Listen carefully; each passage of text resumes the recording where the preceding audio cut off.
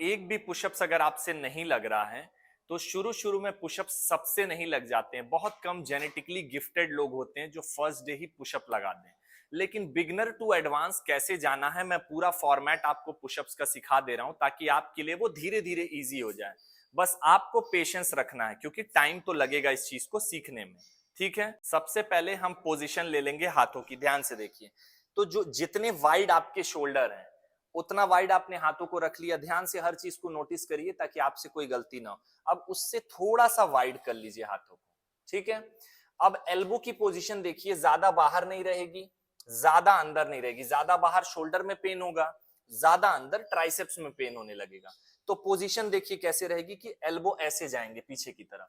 अब ध्यान से आपको दिखाता हूं, पहले आप ऐसे पोजीशन ले लीजिए। देखिए कि आपकी बॉडी ऐसे होल्ड कर पा रही है या नहीं, या इस पोजीशन में भी प्रॉब्लम हो रही है आपको।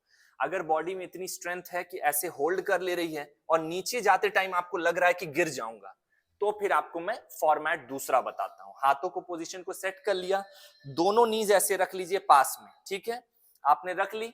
अब ध्यान से देखिए ऐसे आप कहां तक नीचे जा पा रहे हैं। अगर आप पूरा नीचे जा पा रहे हैं तो बहुत अच्छा है। जितने भी आप पुशअप्स लगा सकते हैं 5 6 7 8 आप ऐसे लगाइए। अगर आप इतना जाने के बाद आपको लग रहा है आप फिर से गिर जाओगे, तो जितने आपसे लग रहे हैं आप इतना ही लगाइए। इतना ही आप नीचे जा सकते हो, इतना ही डेप्थ ले सकते हो, इतना ही लीजिए। धीरे धीरे हाथों में इतनी पावर आने लगेगी कि आप इस पोजीशन में नीचे जाने लगोगे पूरा। क्योंकि नीज रखने से आपको बहुत हेल्प मिलती है और रिस्क बहुत कम हो जाता है कि आपका फेस जाकर के लड़ जाए।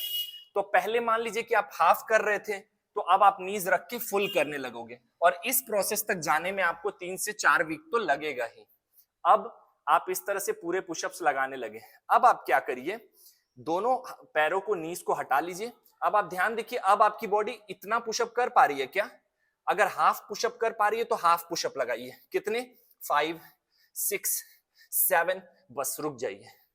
इतने लगा पा रही है मतलब कि पहले से बहुत ज्यादा इंप्रूवमेंट हुई है। और प्रोसेस में टाइम देने के लिए तो आप तैयार हैं, तो फिर आप पक्का सीख जाएंगे। अब जब आप इस चीज को प्रैक्टिस करेंगे हर बार अपनी चेस्ट वर्कआउट में, और वीक में एक दिन और 2-2 बार आपको प्रैक्टिस करना है, तो क्या होगा कि धीरे धीरे आप एक पुशअप नीचे जाने की कोशिश करिए, सिर्फ एक। और देखिए कि कहीं आप गिर तो नहीं जा रहे हैं। अगर लग रहा है कि आप गिर जाओगे तो फिर अभी भी आप इसको कंटिन्यू रखिए, इस वाले को, हाफ वाले को। और जैसे ही आपको ये लगता है कि अब शायद आप नीचे जा सकते हो, आपकी बॉडी और आपकी आर्म्स की पावर आपको खुद बता देगी, कॉन्फिडेंस खुद आ जाएगा प्रैक्टिस से। तब आप 2 से 3 ऐसे करने की कोशिश करिए फुल। 1 2, जितने भी लग पा रहे हैं, और रुक जाइए। रिस्क बिल्कुल नहीं लेना है, धीरे धीरे चलना है। ठीक है, आगे मैट लगा लीजिए ताकि आप थोड़ा सा भी कुछ हो तो आप गिरो तो चोट ना लगे आपको बिल्कुल भी।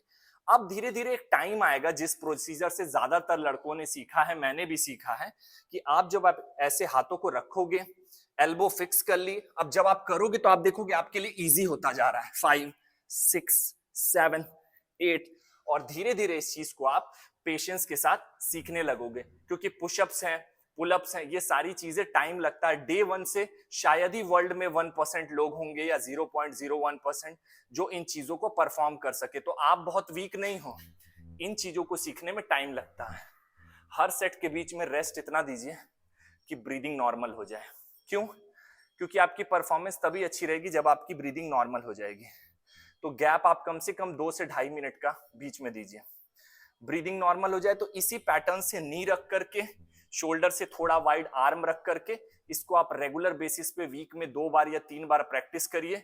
आप धीरे धीरे सीख जाएंगे। अगर पुलअप्स भी आपसे नहीं लग रही है और आपको टेक्निक सीखनी है, तो उसके लिए आप कमेंट कर दीजिए पुलअप, तो मैं डिटेल में पुलअप पे भी वीडियो लेकर के आ जाऊंगा। ये वीडियो अपने दोस्तों को भी भेज दीजिए ताकि वो भी मुझे सब्सक्राइब कर लें और उनको भी जो चीजें सीखनी हो वो कमेंट्स में ड्रॉप कर दें। और कोई भी डिटेल्ड वीडियो चाहिए हो तो अपने भाई को सब्सक्राइब कर लीजिए।